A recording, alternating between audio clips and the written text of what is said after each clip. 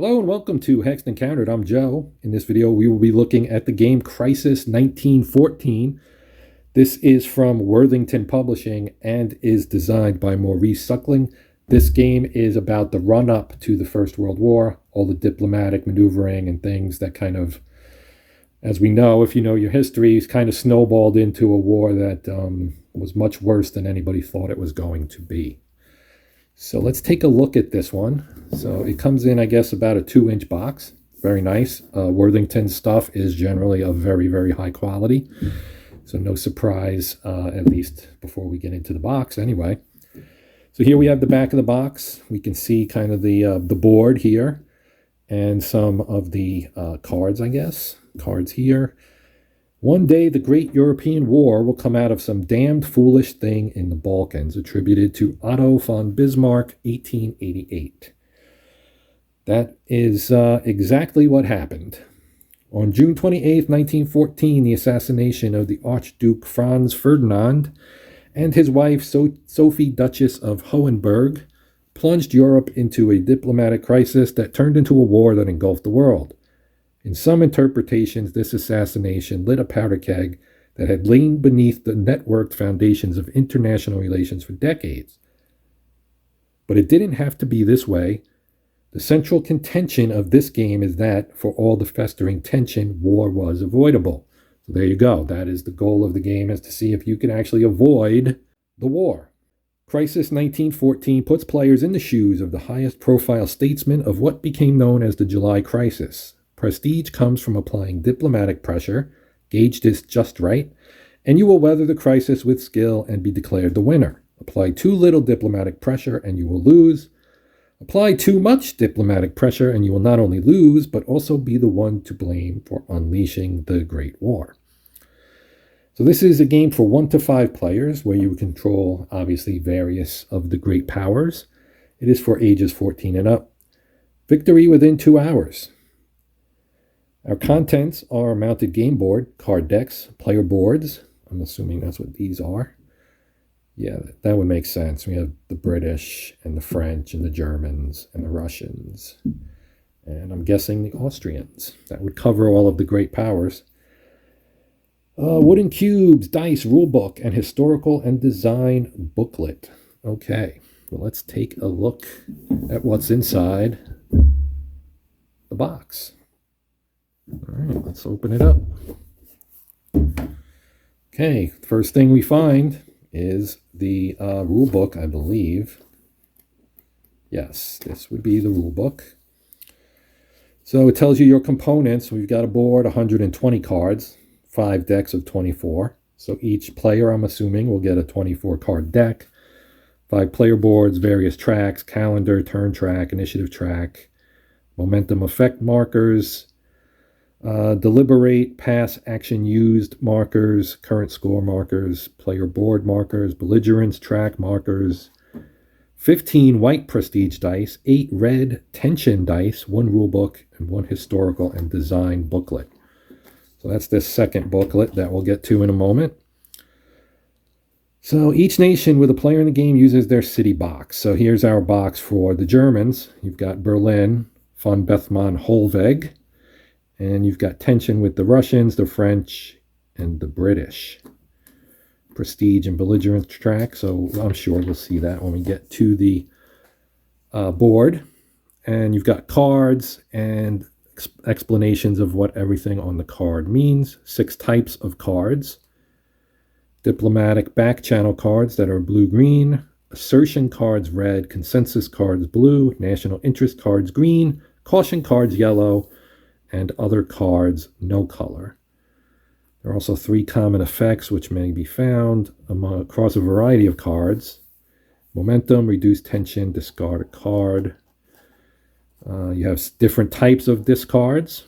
You have permanent, recycled, and return. Suggested layout. Board key concepts. Okay, setup. So the solitaire rules will be on page 11, and they have set up information for the various number of players. So I guess if you're playing 2 players, they say player with Berchtold of Austria-Hungary and Sazonov of Russia. 3 players would add Bethmann Holweg of Germany. 4 would add Poincaré of France. And I probably screwed that up. I apologize. And the 5th player would play Gray of Britain. Sequence of play. Draw step, play step, and then it tells you as a player you must add a card to your tableau from your draw pile, or add a card to your tableau from your hand, or deliberate, or reorganize, or seize initiative, or pass. Then you have a score step, congress step, game end check step, and refresh step. It goes through all of these. Belligerence, track, ultimatum, and maskirovka. It's one of my favorite Russian words. Scoring prestige. Scoring tension. Solitaire game. Here we must have reached page 11. You play as Berchtold of Austria-Hungary. You will use this deck in a solo game and no other decks. Remove the ultimatum card from your deck and shuffle. Okay. So, yeah, I mean, contrary to popular opinion, if you really wanted to lay the blame for the war on one country, it was probably Austria-Hungary. People tend to blame Germany, and Germany certainly played their role, but Austria-Hungary made some big demands of Serbia after the assassination. So we have a solitaire example of play, and then an example of play for 2 players. So, yeah. Pretty solid. Short, but pretty solid in my opinion. Of course, I'll know better once I actually read them. And this is our historical and design notes. When this game was being developed, I was following it on Twitter. The designer has, obviously, like most people, or many people, I should say, has a Twitter account, and he kind of went through his development process somewhat, talking about things he was researching and so on. There's a lot of research behind a game like this if you want to do it correctly. I'm assuming. I've never built a game myself or designed or developed a game, but it's a lot of work, I'm sure. Every card has a description in here, so that's kind of cool.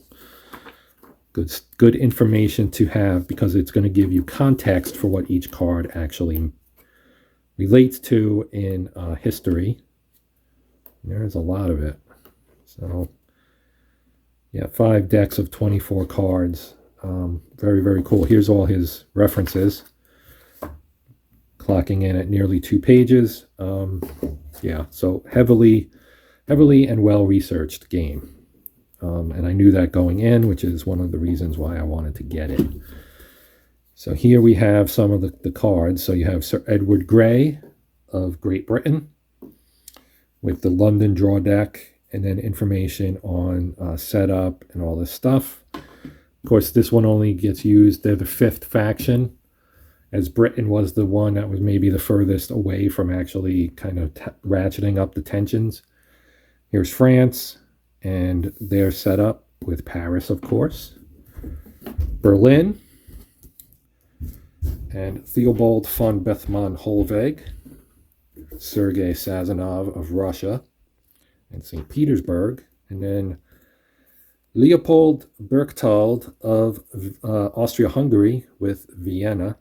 Cards are nice. They're fairly thick. Cardboard. I mean, you can bend them. I'm not going to put much force in that. Here's the board.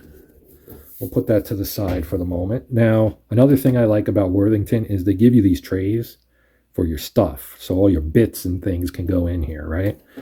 So if we pull the plastic lid off, you can see you got pretty much a bucket of dice that we saw when we were reading the rule book. You got your tension dice, and I kind of forget what these are called. They are white prestige dice. So those are your prestige dice, and these are your tension dice, and then you've got your cards here. And again, you can see Summit in St. Petersburg. Berchtold may no longer reorganize this week. Riots in St. Petersburg, you discard 1 card from hand. National interest, you may play +1 card to your tableau this week. Over here, we have another one. This is the 1839 Treaty of London. Bethmann discards 1 card from hand. This must be a German card, maybe. And got another one. Chernin. Count Otto von Chernin. Charge d'Affaires. Or Charge A, maybe. But you can see the colors, right? So each country is going to have its own color. And you can also see here, right? You can see the Eiffel Tower. These must be French, at least at the top. We know what this is, right? That's Big Ben. Look, kids, Big Ben, Parliament. And then here, this, Vienna, I'm guessing. That one's obviously Russia, I would think. Typically, when I do a first look, I don't always open the cards. I save that for the playthrough. Save a little juice for the playthrough, so to speak. So with that in mind, I'm not going to open the cards. We've got wooden blocks, rather, and the dice, as you see. So there are not a lot of little tidbits and so on in this game.